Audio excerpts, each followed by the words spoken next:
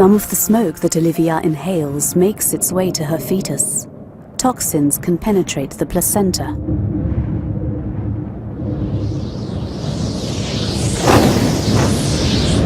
The fetus is especially sensitive to the effects of nicotine and is defenseless against it. It is a real danger because nicotine and toxins delay the fetus's growth. It shouldn't take a genius for someone to understand what happens to an unborn child when the mother is smoking during pregnancy.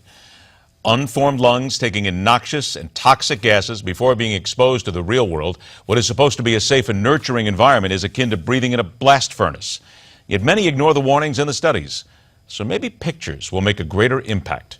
Let's welcome back to MidPoint, the Newsmax Deputy Health Editor, co-author of the Da Vinci Baby Boomer Survival Guide. Nick Tate joins us again in studio.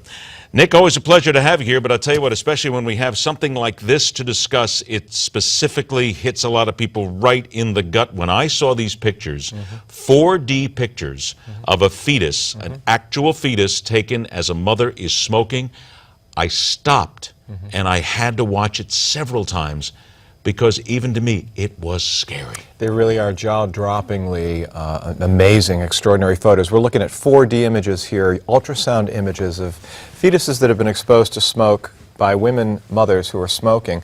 What we've known for a long time about the damages that smoking and nicotine can do to fetuses in the womb, but seeing the picture, the hope that these British researchers have is that these pictures really will be worth 1,000 words or more in getting doctors to impart the knowledge to mothers not to smoke when pregnant.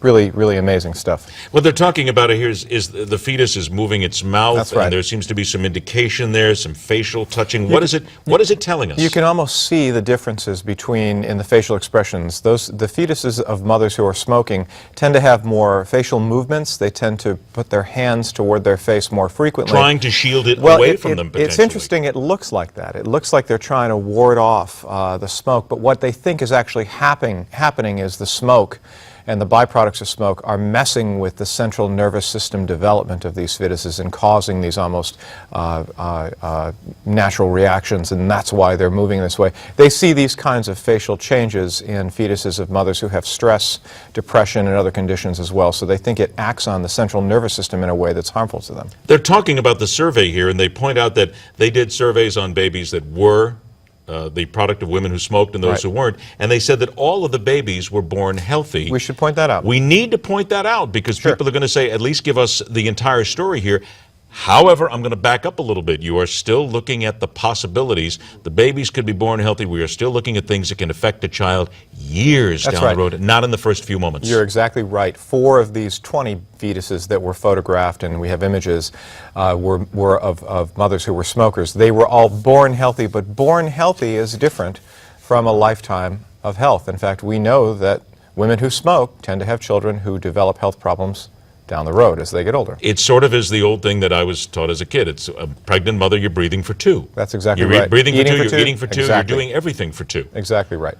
Yes. The other thing, too, that caught us on this was, and here was another study, a growing body of evidence that children's exposure to smoking while they're kids increases their risk of heart disease as an adult. We're talking about the secondhand smoke issue again, and a lot of it is being around the exposed gas. Sure. We know that immediately children who are exposed to secondhand smoke, smokers' parents typically in the home, in cars, they have a higher rate of asthma, lung conditions, they may have some problems with cardiovascular. But what this study shows is that in adulthood, those children who are exposed to secondhand smoke tend to have a higher rate of what are called carotid artery plaques. These are the buildup in the arteries to the brain that can cause cardiovascular problems. So many, many decades after exposure, these children can develop these problems as adults. And what it really tells you is that smoke has a lasting and enduring effect, whether you're smoking directly or whether you're breathing it in as secondhand smoke. Here is from the journal Circulation. Found that simply having a parent who smoked but tried to limit their child's exposure to their smoking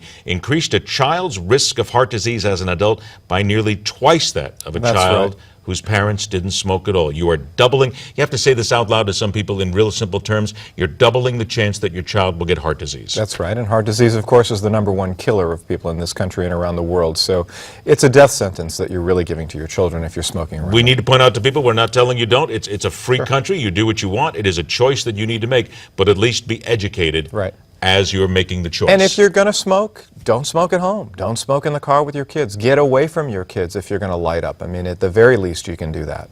All right. Something else coming up here that, again, one of these things that just caught me.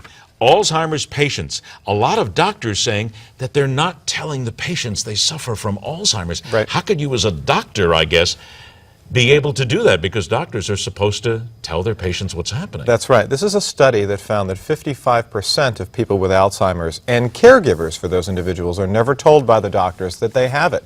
And even in those cases, the 45% where they are told, the patients are often told after, typically, after the disease has progressed to the point where you can't do anything about it. And what it really does is it robs those patients of the ability to, number one, get their affairs in order, number two, make decisions about not only their health care but end-of-life decisions, and know what's happening in their own life. I think what's happening here, Ed, is I think that Alzheimer's, like many other mental illnesses, continues to carry a stigma. Many families won't come clean about it, even if they know about it. They don't want to talk about it. It's a point of embarrassment. It's as if it's a character flaw, and we need to get beyond that. In the 50s and the 60s and even into the 70s, cancer was like this.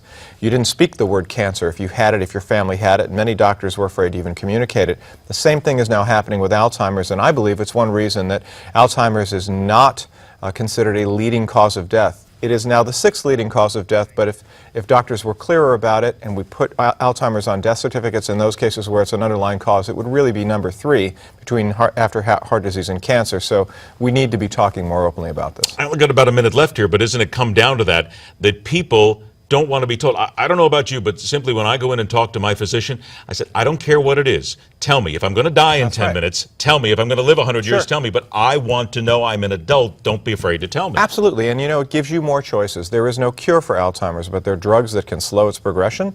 There are things you can do to limit the impacts. There's no question about it. But if you don't know, you're not going to be able to do those things. The new wave of medicine that allows you to find out more about your genetic makeup and what's happening with you helps you make those decisions, but you have to find out early enough where you can have an impact. And this is a classic case where that's the case. I can't imagine anybody walking into the doctor and saying, if I'm going to die, don't tell me. That's right. You know? Exactly. That's right. If I've got a family, I want to take care of them. And certainly if there's something I can do to push the date of death back, absolutely you should tell me, and this is that case. I intend to live forever, in case you don't know that already. You and me both. There you go. I want to remind everybody, don't forget to pick up a copy of Nick Tate's book, which he co-authored. It is a fascinating book that gets you ready for later in life. It is the Da Vinci Baby Boomer Survival Guide. We talk about it. Get your copy. Make sure that you do that. Thank you, my friend. Pleasure, my friend. See you again. Keep pushing the health. No matter which political party you align, the top looks white and male. How will parties adjust when grassroots no longer reflects the leadership? It's coming up next.